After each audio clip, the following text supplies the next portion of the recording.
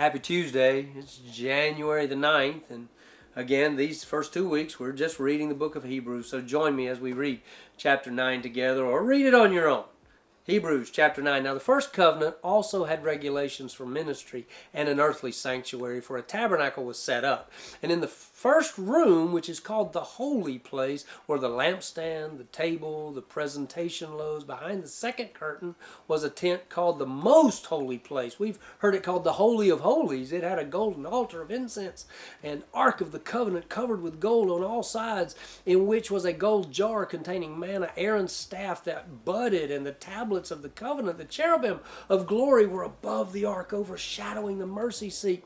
It is not possible to speak about these things in detail right now. With these things prepared like this, the priests enter the first room repeatedly, performing their ministry. But the high priest alone enters the second room, and he does that only once a year, and never without blood, which he offers for himself and for the sins the people had committed in ignorance. The Holy Spirit was making it clear that the way into the most holy place had not yet been disclosed while the first tabernacle was still standing.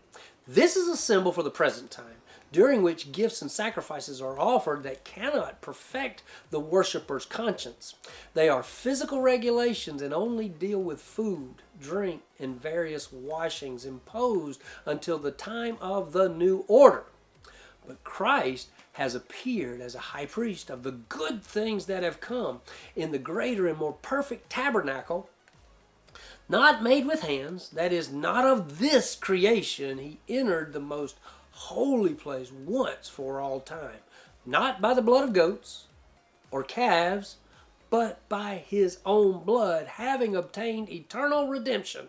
For if the blood of goats and bulls and the ashes of a young cow sprinkling those who are defiled sanctify for the purification of the flesh, how much more will the blood of Christ, who through the eternal Spirit offered himself without blemish to God, cleanse our consciences from dead works so that we can serve the living God? Therefore, he is the mediator of a new covenant, so that those who are called might receive the promise of the eternal inheritance, because a death has taken place for redemption from the transgressions committed under the first covenant. Where a will exists, the death of one who made it must be established, for a will is valid only when people die.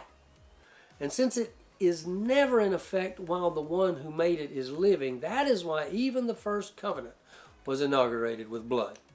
For when every command had been proclaimed by Moses to all the people according to the law, he took the blood of calves and goats along with water, scarlet wool, and hyssop, and sprinkled the scroll itself and all the people, saying, "This is the blood of the covenant that God has ordained for you." In the same way, he sprinkled the tabernacle and all the articles of worship with blood. According to the law, almost everything is purified with blood. And without the shedding of blood, there is no forgiveness. Therefore, it was necessary for the copies of the things in the heavens to be purified with these sacrifices, but the heavenly things themselves to be purified with better sacrifices than these. For Christ did not enter a sanctuary made with hands, only a model of the true one, but into heaven itself, so that he might now appear in the presence of God for us. He did not do this to offer himself many times, as the high priest enters the sanctuary yearly with the blood of another. Otherwise, he would have had to suffer many times since the foundation of the world. But now, he has appeared one time at the end of the ages for the removal of sin by the sacrifice of himself. And just as it is appointed for people to die once, and after this, judgment, so also Christ, having been offered once to bear the sins of many, will appear a second time, not to bear sin, but to bring salvation to those who are waiting for him. And we're waiting for it. See you tomorrow.